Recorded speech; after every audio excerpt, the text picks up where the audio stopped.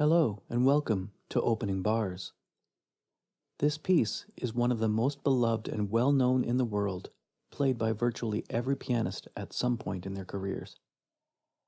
Although the true identity of Elise may never be known, this popular version was discovered and published by the scholar Ludwig in 1867 from a now lost manuscript, possibly dating back to 1810.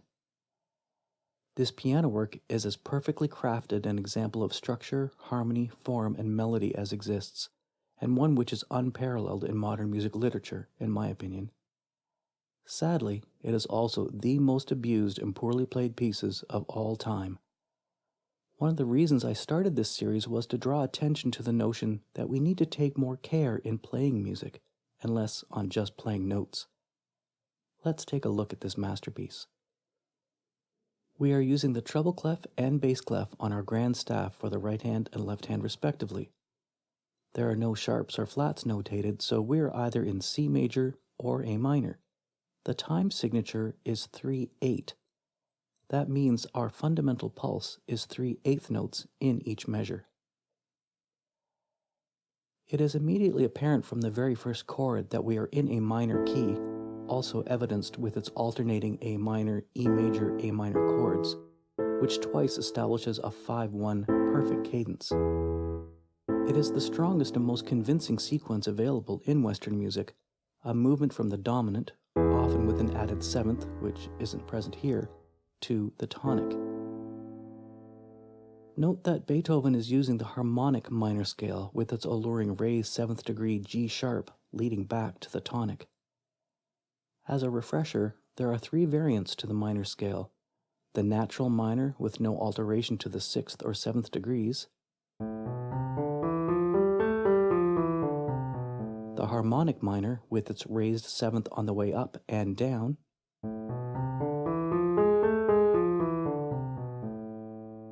and the melodic minor with the 6th and 7th raised on the way up but flattened on the way down.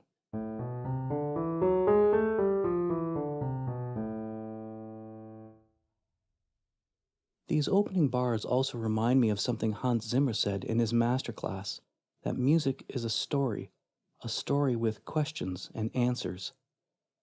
Here's Beethoven's question, and here is his answer.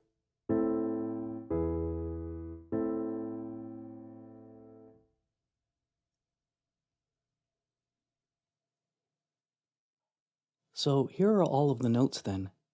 The pianissimo, the italicized lowercase pp marking, and the pedaling markings are included in the 1867 published score, but the phrasing and crescendo-decrescendo markings have been added to many online sheet music examples. I personally think they clutter up the score and may be misleading, and should generally be omitted, but I'm including them here to highlight their use. The time signature, as we've already noted, is 3/8. I've included 2 eighth note rests to highlight the upbeat, but these would not normally be included in a published score either. Let's go ahead and play this now, as straight and evenly as possible, with a click track.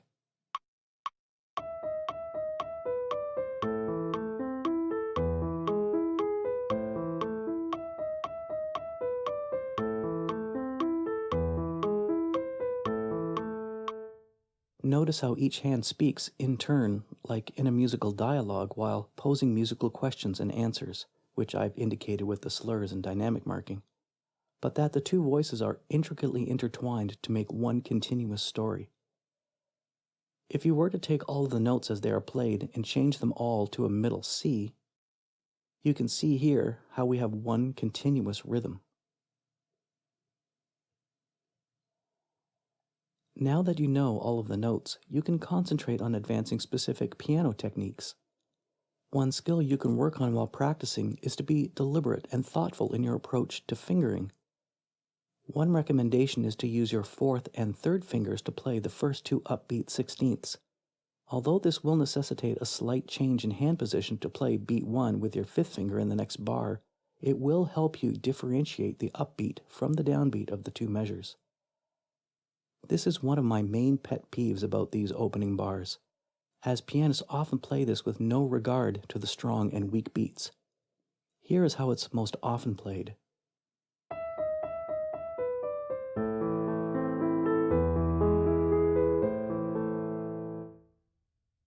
And now here it is again with a greater sensitivity to the rhythmic impulses. Notice how I'm also trying to highlight the question and answer motifs in the right hand as well.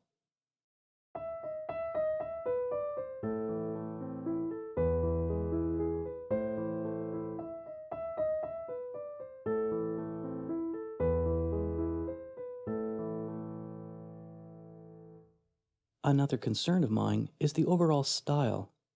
This is marked in the published version as poco moto, which means in Italian, just a little movement. I so often hear this played as if it were a Romantic era concerto cadenza.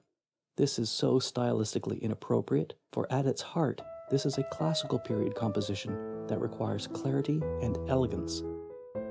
Keep a quiet evenness without being robotic and shape the whole line delicately between both hands. You shouldn't even be able to tell which hand is playing at which time. If you want to hear an excellent rendering of this gem, I highly recommend listening to Valentina Lisitsa play it. As an interesting side note, in a later 1822 revision by Ludwig of this piece, as transcribed by scholar Barry Cooper, the left-hand arpeggios begin a 16th beat later. This is really interesting. Try that for yourself and see how one simple rhythmic alteration can have a dramatic effect on the feel of the piece.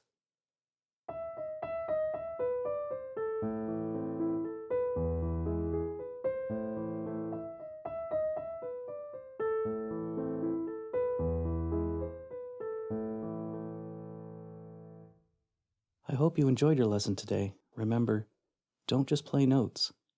Make music. Until next time, thanks for listening.